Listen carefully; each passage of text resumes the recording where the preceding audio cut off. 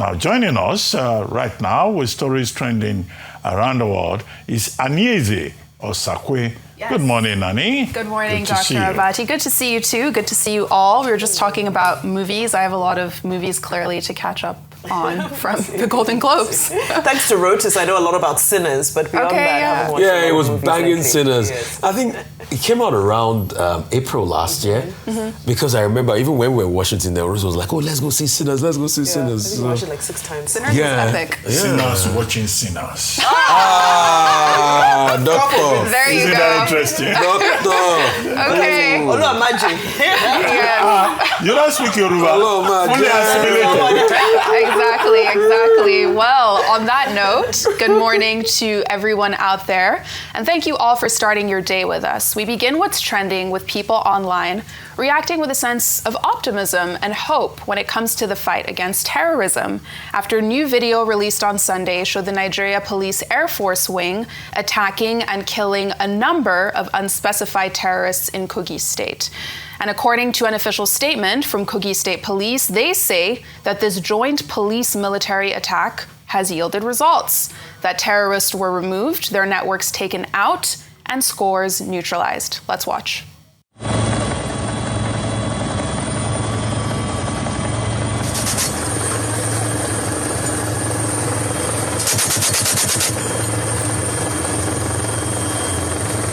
In a similar vein, on Saturday, we had the Minister of Defense, General Christopher Musa, putting out a strong public warning saying that anyone who's seen aiding terrorists, bandits, or insurgents will be dealt with accordingly. Now, General Musa made these comments while being received as a guest of honor at the Armed Forces Remembrance Day golf tournament in Abuja. Let's see what he had to say about how a friend of a thief is still a thief.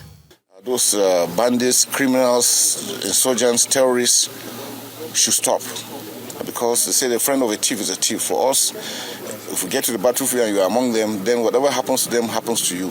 And it's important for those good Nigerians to provide necessary information as quickly as you see something, so the action should be taken. And the armed force is always ready to react. But in the backdrop of all of this, we had Nigerian forces seeming to go all in the fight against terrorism. But the Katsina State government on Saturday fully defended its own decision to initiate the release of 70 people suspected to be involved in terrorism back into society. Now, according to the Commissioner for Internal Security and Home Affairs, Nasir Muazu, you see on your screens, the decision is all part of a peace agreement between communities and bandits that have repented across the state. So on the one hand, we have this large-scale operation between the Air Force and police to kill terrorists in Kogi. We have Musa making it clear that the federal government has a zero-tolerance policy against anyone aiding terrorists. But then you have this initiative from the Katsina State government to release repentant terrorists back into society. So Rufai, I'll start with you. How's the public supposed to reconcile all of this? You remember Fela Kuti had a song, Confusion, breaky pony, yeah, pam pam pam pam, double wahala for daddy body and the owner for daddy body na double. That's exactly what's happening. Yeah. The military chief is saying, we got to kill them, because yes, we got to kill them. These people kill, they destroy lives, they maim. And you can see the efforts being spent. Do you know what it costs? I think it was the military chief that was saying it costs hundreds of thousands of dollars to get a missile. When you fire a missile, you lose hundreds of thousands of dollars. At the same time, the state government is saying they had a peace deal with the bandits, and they had the temerity, the unmitigated temerity to write to the Judicial Commission to release bandits because they had a peace deal with them. How mad can we get in this country in one fell swoop? So if the military chief is saying that if you're a friend to a bandit, then you are an accomplice, the Katsina State government, can we by extension say they're accomplices in this? Because we need to be able to rate them out. These are people that are causing terror. And we have seen in the past, it's not today they're signing peace deals with bandits. They don't always keep to the agreements. God knows how many peace deals they've signed. They've signed peace deals in the past, but nothing came out of it. So I would like to go in line with what the military chief has said we should not encourage the Katsina State government. In fact, they should call the governor to order. I don't know who supported this brokering of this peace deal that the bandits have the temerity to go across local governments. I think that was even the point they should have even arrested those bandits in the first place and make them face the full wrath of the law. We can't keep pampering insecurity. These are vestiges of a failed state. Right. Well, very quickly, I think the Katsina State government, regardless of the explanation by the Commissioner for Home Affairs and Internal Security, is guilty of the same thing that the Minister of Defense, General Musa, was talking about, aiding and abetting, which is a crime in itself, within the purview of Section 7 of the Criminal Code of the Federal Republic of Nigeria. Now, the Minister of Defense was saying that, look, if you cooperate and you support terrorists, you are guilty and you too can be punished.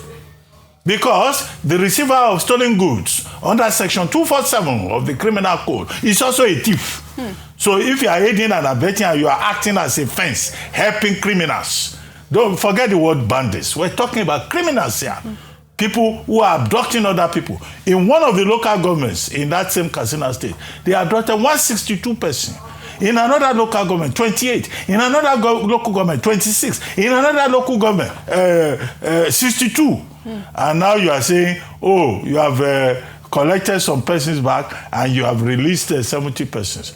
We have said it again and again. This culture of giving pepper soup and jollof rice and ashwebi to bandits and terrorists should have ended with President Buhari, who was an expert in what they call rehabilitation, reconciliation, which never worked. In fact, in one state, they even arranged wives for these bandits, and yet they continue to operate. So the point made originally by the Minister of Defense is that you will be encouraging these terrorists by identifying themselves, by giving a fresh definition to the Stockholm Syndrome, which is the problem that they have in Katsina State. We do not accept the explanation by the commissioner that you have prisoners of war, prisoner exchange, prisoner swap.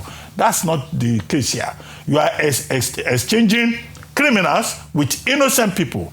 All those 70 persons that were released and they've been negotiated with should be facing the full wrath of the law and not asked that their cases be withdrawn from the courts. I think it beggars belief. I think it's confusing. And this is why many people say that the Nigerian governments, particularly at the state level, they don't seem to understand what is going on. The position of the federal government is that we do not negotiate with terrorists. And then in Katsina, they are negotiating with terrorists and they are beating their chest about it. Imagine the commissioner say, if you are not happy, seek redress in the court of law. What insolence. Yes, that's such a key point, that the state and federal government need to be working in unison together as opposed to going in different directions. But let's now take another story. We're here in Lagos. The world-renowned Nigerian author Chimamanda Ngozi Adichie and her family are grieving, but they're also calling for accountability from the private hospital Euracare after the death of her 21-month-old son, Nkanu Nnamdi. So in a detailed legal notice put out on Saturday, Adichie's lawyers allege that the hospital, its anesthesiologist, and personnel as well, neglected the duty of care for their son, who died on the 7th of January. Now, according to the notice, their child was referred to this hospital for procedures before a medical evaluation in the US with an American team on standby. But in a notice, Adichie's lawyers outline a series of lapses from Euracare, including the appropriateness and amount of propofol given to her child, a lack of continuous monitoring, a lack of resuscitation equipment, among a plethora of other issues. Now, lawyers say that these lapses make the hospital and personnel involved liable for medical negligence that led to the child's death. Now, as a result, the Lagos State Governor, Babajide Sanwo-Olu, has now ordered a probe into the alleged medical negligence, while Euracare noted in a Saturday statement that it had started a detailed investigation. We also know that the doctor involved in the incident has reportedly now been suspended. And Vimbai, I'll come to you on this because, one, this is such a tragic story that we took as it broke. But what's also been interesting to see has been how online so many people have now come out to share their own stories about how loved ones have either passed away or almost passed away because of medical negligence at hospitals in Nigeria. Yes, and as a result of this, a lot of us have sort of traumatic responses when we go into hospitals now. You're on Google, you're on ChatGPT, you're double checking, you're paranoid because you want to ensure that everything is being done properly. However, this is a matter that is still being probed, is still being investigated. But at the foundation of it, what are the allegations? The allegations are that, when this anesthetic was administered, they say that medical professionals say that there are various stages of monitoring that need to happen after such an anesthetic has been administered, especially to a child. The account says that instead of this child, being monitored, being on oxygen, that the anesthesiologist kind of just, carried the child over his shoulder casually, from room to room, from various procedures and so forth. The picture that's painted is devastating. And especially from, institutions that, these private institutions are some of the institutions that people feel, well, this is where relief will come from, because people feel that in the public institutions, the lack of funding and, the lack of medical personnel available is detrimental. Now, if you can't also turn and trust the private institutions, then what is going on? Again, the institution has responded and they've said that they followed all due procedures. Investigation is underway. Evidence will be tendered, and we'll get to the bottom of this. I do hope we get to the bottom of this. But in the morning, Dr. Abati made a very profound point, which is that in a period of just about 2 to 3 weeks, we've made global headlines. Nigeria has been in the headlines #1 for insecurity when Donald Trump struck, which is totally unrelated, but I'm just talking about Nigeria's image right now globally. So you have headlines on that. Then following that, you have headlines about Anthony Joshua having a car accident. Now you have Chimamanda Adichie. What I'm saying is that Nigeria's global image currently is going to need a lot of work to be done. Is it PR work that needs to be done? Well, some people might say that's important, but I think that it's a moment for us to sit down and reflect and see how to get back to the fundamentals of nation building so that we can correct some of these wrongs that are now systemic failures that normal people who don't make headlines daily face and contend with on a daily basis so that this stops being the norm. Again, our condolences to the family. We pray that justice is served. We pray that it serves speedily. And, beyond this, I pray that they can also get some necessary privacy to process all of this, because grief is a beast, and it comes in so many stages. And I pray that she's surrounded by love and care. And father as well, both mother and father are surrounded by love and care during this time. Absolutely. May his soul rest in peace. Now let's move on to politics, where after 17 days and 23 local government area visits later, FCT Minister Nyesom Wike is back in Abuja after his tour of River State, where yesterday he told his critics, who may want to get him fired, that he's not going anywhere because, according to the minister, the only person who has the power to remove him from office is President Bola Ahmed Tinubu. Now, Wike made these comments while speaking to a crowd on Sunday in Obio Akbor, where he also spoke about how critical their local government area is to the election. Let's watch. About people who say, sack me. It doesn't lie in their mouth. If my appointer believes that I cannot offer anything again, he has a right. It's not that you should tell him. But I'm very proud that all the appointments are proud, that Rivers people are proud. And we can tell Nigerians we have not disappointed them as far as FCT is concerned. Meanwhile, as Wike was speaking, we also had the state governor, Siminalayi Fubara, calling for calm and peace in his state, while throwing some subtle shade at Wike, saying that dogs bark when they don't understand. Now, the governor made these comments on Sunday while addressing a congregation at St. Cyprian's Anglican Church in Port Harcourt during a commemoration of Armed Forces Celebration and Remembrance Day. Remember, this comes as Fubara is facing impeachment proceedings from the House of Assembly over gross misconduct. But according to the governor, everything in the state is going to be all right. Let's watch. When we were marking the New Year dinner, I said something that dogs bark when they don't understand. Now see, I think a lot of you don't understand, and that's the reason why I don't shout, I don't complain. I know what I have. I know that I have what is supreme, and that is God. So I want everyone to be relaxed. What is important is peace for this dear state. And we'll get it. One quick reaction before coming to you, Dr. Abati. Adebanji said, Governor Fubara, this is the tweet, with all due respect, peace isn't restored by proverbs, it's restored by power. You've been talking about peace since last year, yet the political temperature in the state is still at boiling point. While you're speaking in parables, the dogs you are referring to are busy marking their territories and locking down the grassroots. Now, Wike and Fubara are clearly two very different types of politicians in terms of their delivery, their tone, their approach to politicking overall. And their two speeches yesterday were very evocative of their differences, Dr. Abati. And I guess the question now is, who will win out? Okay, I'll be very brief. Because only yesterday I had a sit-down with the former governor of Ekiti State on this same subject. So I don't want to... I want to wait for that interview and I'll watch it myself and then we'll see other perspectives. However, I think that Minister Wike is right when he says that it is only his appointer that can remove him. I know many Nigerians have been saying he should be relieved of his position. But it's the prerogative of the President of Nigeria under Section 5 of the 1999 Constitution dealing with executive powers to give positions to whomever he deems fit, and it is within its responsibility to relieve persons of those positions, delegated powers of the president.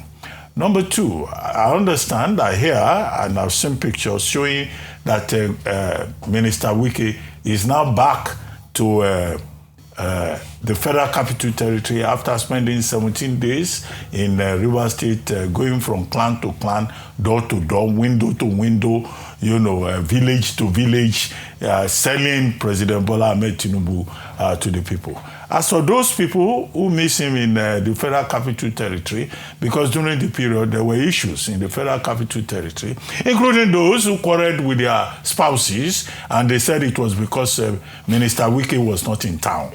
At least now everybody will calm down that the minister is back in town. At the time, my argument was that whether he was in town or not, whatever will happen will happen. What is important is to have solid structures in place. Number three is that we also read in the papers that President Bola Ahmed Tinubu has now invited, the gladiators to the table for discussions and all that. And I said previously on this table that President Bola Ahmed Tinubu, as the president of the country, has the responsibility to ensure that the situation in Rivers State does not go south on any account. Because if that were to happen, it is the people of Rivers State that will suffer. The long-suffering people of Rivers State who have been dealing with 1 day, one trouble, 1 week, many troubles, 1 month chaos, consistently since the beginning of this new dispensation in that state. They do not deserve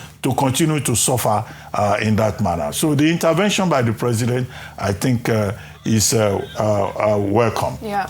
But beyond all of that, the governor, Fubara, well, previously he had begged, he had been shown prostrating or kneeling down and all of that. But the parties involved in the conflict in Rivers State must give the people of Rivers State a chance, because they are the ones who have been shortchanged, given the wrong end, the short end of the stick, with state of emergency, with all the quarrels and all of that. I think the people deserve peace. Yes. And other politicians in Rivers State should perhaps see this as an opportunity to provide maybe a third option, an alternative to the kind of a crisis that they have in Rivers State. Yes, and from Rivers State, let's now head to Edo State, where people there are commending Governor Monday Okpebholo's work on the notorious Benin-Sapele-Warri Road and the progress he's made to build it up. So it had been a federal road until recently, and we'll show you pictures, when it was taken over by the Edo State government. And according to residents there, who often protested that the road's inoperable state, the changes have now been palpable, as you see. Residents say that transport is eased and economic activity is slowly coming back to life, as this is a critical road that connects Edo to other states in the south-south and southeast. But let's stay in Edo State, because as the state makes strides when it comes to roads and infrastructure, activities in Asal West local government area came to a standstill this Saturday, with mass protests taking over as residents came out to protest the sharp uptick in kidnappings.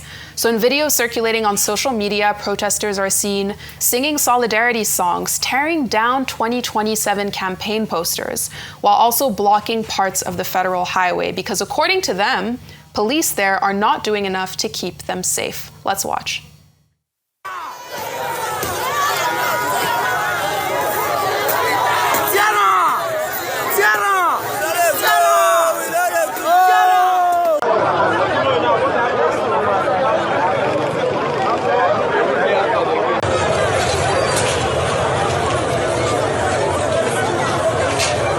Let's stay in Asal West local government area in Edo, because there's also this new video emerging on Sunday evening that really captivated social media. Why? It shows the exact moment on a CCTV camera where a man drives into a compound before gunmen emerge from a bush and take him away. Let's watch.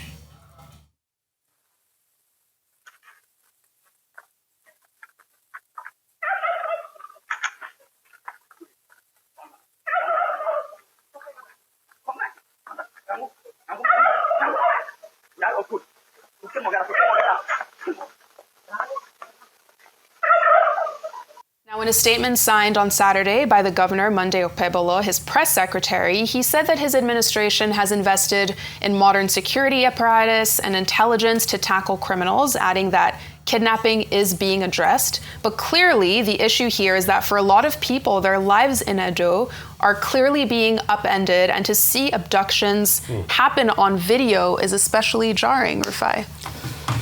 I mean, that's a sad reality. So I'm happy about the Warri Sapele Road. I mean, very good one there, because that road has been like that in a deplorable state for a long time. But also the downside is the level of insecurity in Esan land. I have traveled most of that area, you know, up to Lekeke, Ubiaja, you know, Uromi, going down to Irua and even Ekpoma. And at a point, you could actually travel on that road without needing a police escort. Today, it is quite difficult to travel. And that shows the level of insecurity. And that's why a lot of people are not happy about the governor. Because we have seen that it's just been lip service. We have not seen responses to the insecurity issue. You remember when some people were killed? They said they were hunters, they were riding around the state, and jungle justice happened, which we do not support, and some people were killed. He was quick to go out there, to go to the north, to be able to placate them. Yeah, they said because of national security and all of that. But the question is, the protesters that are protesting in Ekpoma and places like that, you've not brought succor to them. In fact, for good measure, there's a report making the rounds that one of the protesters was killed. That there was even a video of where one of the protesters was shot directly. So what will be done to bring hope and succor back to these people? And that's what leadership has to do. And you see, the true test of a government is how they can provide security for the people. We still have a couple that was kidnapped, I think around that same area, that axis, that the wife had been released, but something happened to the ransom money that involved Harrison Gwamisho and all of that. And the husband has not been released till date. People are selling their properties to pay ransom. Livelihoods being destroyed as we speak. And that's why we like the governor to wake up. You see, leadership is serious business. And just not by saying that we've invested in heavy security and all of that. When we see the investment, we will know. We will know. Absolutely. It'll be clear to everyone, you know, once security in Edo State is dealt with in a decisive manner. Now, before we take our milestone, let's quickly highlight our photo of the day, with President Bola Ahmed Tinubu arriving on Sunday in Abu Dhabi in the UAE for the 2026 Abu Dhabi Sustainability Week. Now, the president's aircraft touched down at Zayed International Airport, where he was received by Sheikh Shakbout Nahyan Al Nahyan, the Minister of State. Now, the summit is a global forum for leaders, experts, and civil society organizations to tackle issues regarding innovation in the energy sector and the finances it would take for societies to transition to renewable energy. A lot will be watching from that summit. But now, under milestones, with current and former leaders of the nation gathering on Saturday, January 10, to celebrate the 60th birthday of the former Sokoto State Governor, Aminu Tambuwal, a figure President Tinubu congratulated for his dedication to nation building and advancing democracy.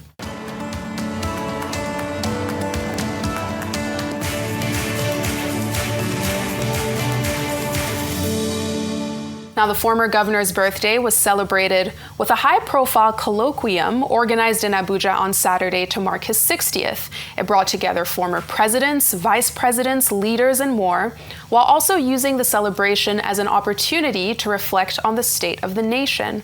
Now, reflecting on Tambuwal's career, former President Olusegun Obasanjo, the chairman of the event, recounted how he and others supported Tambuwal when he became Speaker of the House in 2011, and encouraged him to pursue the Sokoto State governorship. Former President Jonathan also spoke, saying that Tambuwal had leadership qualities that many politicians today lacked. But Tambuwal himself used the occasion to speak about Nigeria at large and his belief that it could be so much more. Let's watch. Whether we like it or not, where we are today is unfortunate. This is not where we expected to be.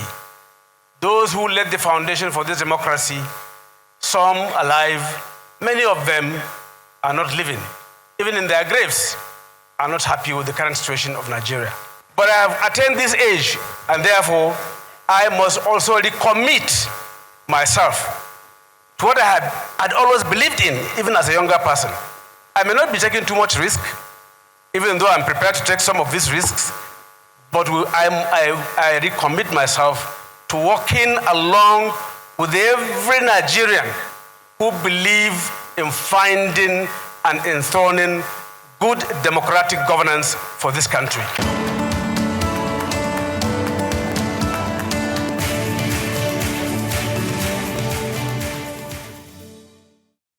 What a powerful speech, very important words on the future of democracy. From all of us at Arise News, we wish the former governor, Aminu Tambuwal, a very happy birthday and thank him for his service to the nation.